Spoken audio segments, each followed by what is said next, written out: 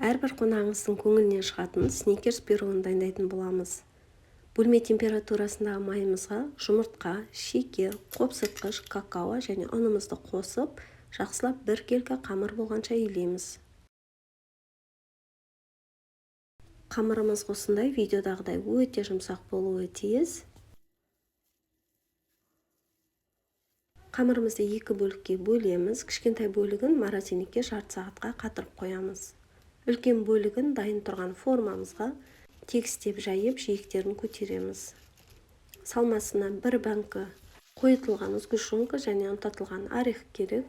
Екеуін жақсылап араластырып, дайын тұрған қамырымыздың бетіне тегістеп жағып шығамыз. Кейін қатып тұрған қамырымызды пирогымыздың үстіне теркілейміз. Пешімізді 15 минут бұрын қыздырып қоямыз. Қызып тұрған пеште 30-35 минут аралығында пісіреміз. Осымен біздің сникерс пирогымыз